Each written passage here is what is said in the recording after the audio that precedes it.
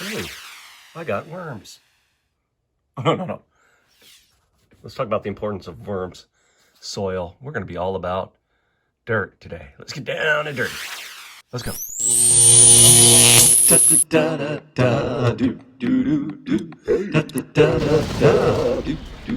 All right. Hey now. Mr. Kovacs Class. It's Mr. Kovacs Class. You might learn a ton. It's Mr. Kovacs Class. He's interested too. It's Mr. Kovacs Class. And he's super cool. It's Mr. Kovacs Class.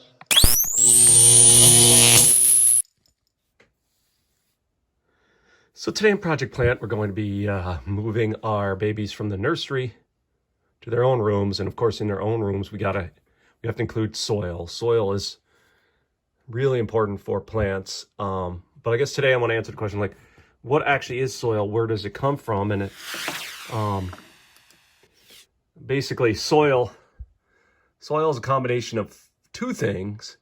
It's a combination of rock and the remains of dead things mixed, right? And the type of things that can grow in the soil, or the things that grow in a particular soil, have adapted over time to the different materials that are either found in the rock, because not all rock is exactly the same, or in the remains of the dead things, because not all dead things are the same.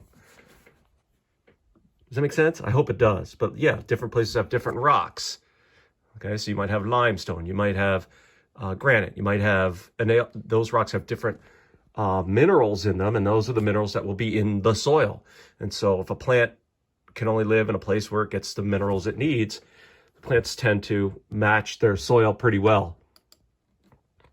All right, you probably don't think much about soil, but usually when you think about soil, you just think about the top. This is the action place, right? We call it topsoil. That's where most of the plant roots would be. So that's where like all of the good stuff has to be for the plant. Of course, where that stuff comes from, it comes from below, from the bedrock, and the subsoil comes from below. And it's got to come from above, from, we call it the humus, or like the dead decaying layer. And they have to mix. All right, so they do have to mix. That's why earthworms are so important. I mean, it's not just worms, there are other soil creatures, but you got to have creatures in your soil. One of the things that earthworms do is they burrow, right? And burrowing does a couple of things. First of all, one of the things it does is it creates spaces for like air and water to come from the atmosphere into the soil, right? And think about it, if water especially comes in, it can dissolve minerals and mix minerals in the soil. Another thing that the worms do is worms usually eat soil in order to burrow. And so if there's any dead decaying stuff in the soil, it usually passes through their bodies. They get some nutrients out of it, and then they wind up moving it from one place to another. So they keep turning over the soil. Worms are extremely, extremely valuable. All right, so what are the nutrients? I mean, one of the things you need to know about plants is plants do not eat, right? They do photosynthesis that happens above ground, but they need the nutrients in soil to make all of the other compounds. So photosynthesis makes sugar. That's where they get their energy from. Soil is where they get the compounds in order to use that energy to make things like proteins and fats and other, to run chemical reactions and things like that. So yeah, they don't eat soil. They absorb it through their roots, through diffusion. The big three that I want you to know about they're easy to remember because you just got to remember the first name. N stands for nitrogen. P stands for phosphorus. And K, of course, stands for potassium. Wait, why did that start with a K and not a P? Come on. K is potassium. Potassium. Right, those are the big three. We call them the big three. I call them the three soil musketeers. Nitrogen, phosphorus, and potassium. They're the main ones that influence plant growth. And where does that stuff come from? Well, nitrogen, potassium, and phosphorus come from a mixture of the rock underneath and stuff coming from above. And one of the most important things about making soil is to make sure that there's dead stuff. We call this humus, but dead and decaying stuff is where a lot of the nutrients in soil come from. It could be once living things that have died and are rotting away, or it could be stuff that's passed through living things that is now rotting away. Oh, you know, around here in farmland, one of the things that is often used to improve soils is the waste from our local dairy cows. Now it's interesting because, you know, farming and knowledge of soils goes back thousands of years.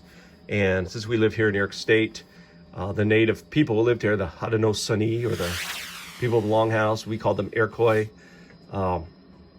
They're famous for their planting techniques, where they actually use to their advantage the idea of making a good type of soil, like we call them the three sisters of corn, bean, and squash.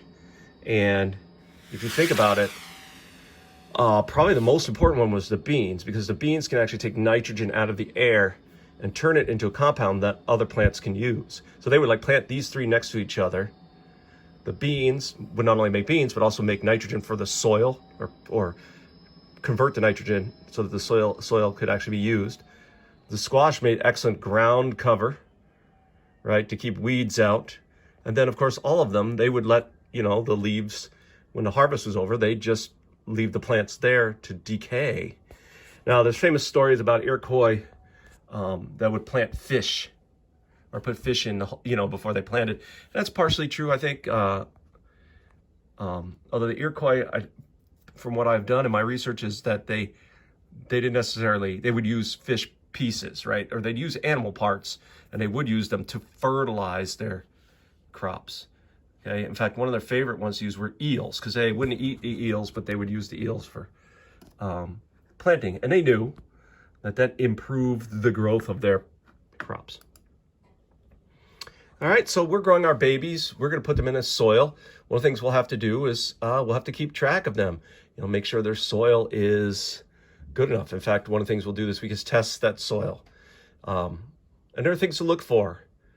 If your plants are having a hard time, maybe you need to improve their soil. All right, guys, let's get to it.